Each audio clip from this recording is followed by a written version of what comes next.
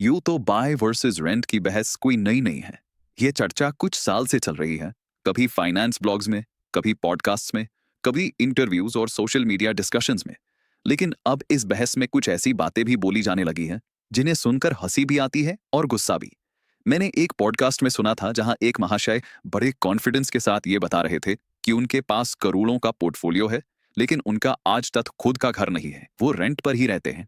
और यही बात खत्म नहीं होती। एक और भाई साहब का तो ये तक कहना है कि अगर आपके पास खुद का घर है तो उसे बेचकर इन्वेस्ट कर देना चाहिए, और जब तक इन्वेस्टमेंट से 5 घर खरीदने लायक पैसा न बन जाए तब तक खुद के लिए घर खरीदना ही नहीं चाहिए। सच कहूं तो इससे ज्यादा बेवकूफी भरी बातें मैंने आज तक नहीं सुनी। लेकिन फिर भी किसी किसी को यही बातें नेक्स्ट लेवल फाइनेंशियल थिंकिंग भी लग सकती हैं। यही से आज की असली चर्चा शुरू होती है। हेलो दोस्तों, मैं हूं हार्दिक और आप देख रहे हैं वाइज जोन, जहां हम बात करते हैं मनी, माइंडसेट और लाइफ के असली कनेक्शन की। आज वाइज जोन पर हम ये समझने वाले हैं कि घर बाय करने की जगह रेंट पर रहने की ये पॉपुलर एडवाइस जब रिच कॉन्टेक्स्ट से निकलकर मिडिल क्लास पर अप्लाई की जाती है तो वो क्लैरिटी नहीं बल्कि रिस्क क्यों बन जाती है। सबसे पहले एक बुनियादी फर्क समझना जरूरी है। जो एलीट लोग ये कहते हैं कि हम रेंट पर रहते हैं, घर लेने की जरूरत नहीं, उनके लिए घर खरीदना कोई लाइफ डिसीजन नहीं होता। उनके लिए घर सिर्फ कन्वीनियंस का मामला होता है। आज नहीं लिया तो भी कोई टेंशन नहीं, कल अगर मन कर गया तो कैश या भारी डाउन पेमेंट के साथ घर ले सकते हैं। मिडिल क्लास के लिए ऐसा नहीं होता। मिडिल क्लास के लिए घर लेना एक लिमिटेड विंडो होती है। अगर आपने सही उम्र में सही इनकम फेज में घर नहीं लिया तो फ्यूचर में अफोर्डेबिलिटी बचेगी या नहीं, इसकी कोई गारंटी नहीं होती। प्रॉपर्टी प्राइसेस आपकी सैलरी या प्रमोशन का इंतजार नहीं करती। घर के दाम डिमांड और इन्फ्लेशन के साथ आगे निकल जाते हैं। लोन एलिजिबिलिटी उम्र के साथ टाइट होती जाती है। फैमिली रिस्पॉन्सिबिलिटीज बढ़ती जाती है। यहीं से रिच और मिडिल क्लास की रियलिटी अलग हो जाती है। अब दूसरी बड़ी रियलिटी, रेंट। अगर कोई फाइनेंशियली स्ट्रांग व्यक्ति आज 40 या 50 हजार रेंट दे रहा है और कुछ साल बाद वही रेंट 70 या 80 हजार भी हो जाए तो उसकी लाइफस्टाइल डिस्टर्ब नहीं होती। उसकी सेविंग्स और इन्वेस्टमेंट्स पर कोई खास असर नहीं पड़ता। मिडिल क्लास के लिए ऐसा नहीं होता। मिडिल क्लास की इनकम धीरे धीरे और सीमित तरीके से बढ़ती है, लेकिन रेंट मार्केट और इन्फ्लेशन के हिसाब से बढ़ता है। रेंट का दबाव सीधा मंथली कैश फ्लो को स्क्वीज करता है। सेविंग्स सबसे पहले कॉम्प्रोमाइज होती हैं। अब तीसरी और सबसे मिसलीडिंग चीज, सोशल मीडिया कैलकुलेशंस। अक्सर यह कहा जाता है कि घर की करंट मार्केट वैल्यू का सिर्फ 2-3% रेंट ही तो दे रहे हो, तो बाइंग फाइनेंशियली बेवकूफी है। ये कैलकुलेशन सुनने में स्मार्ट लगती है, लेकिन ये अधूरी है, क्योंकि ये कैलकुलेशन मानकर चलती है कि रेंट कांस्टेंट रहेगा। रियलिटी ये है कि रेंट कभी कांस्टेंट नहीं रहता। आज 25-30 हजार, कुछ साल में 45-50 और आगे चलकर 70-80 हजार तक भी पहुंच सकता है। लेकिन ईएमआई फिक्स्ड रहती है।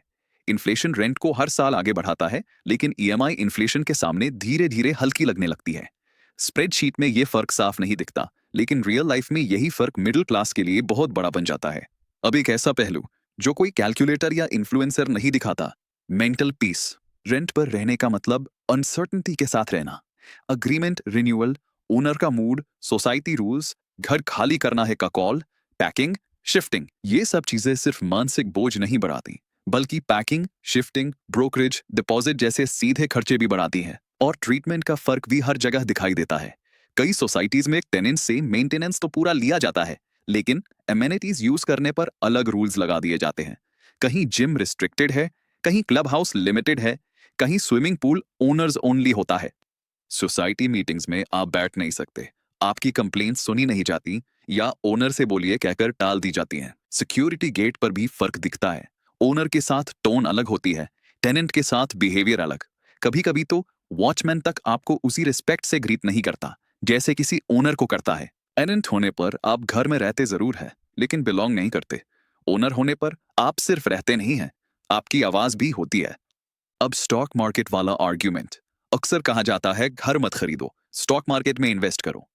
अगर स्टॉक मार्केट इतना ही सेफ और सर्टन होता तो जो बैंक आपको घर खरीदने के लिए 30 साल का होम लोन देती है, वही बैंक शेयर्स खरीदने के लिए आपको लोन क्यों नहीं देती? क्योंकि बैंक्स को भी पता है घर एक टेंजिबल सिक्योरिटी है, जबकि स्टॉक मार्केट अनसर्टन है।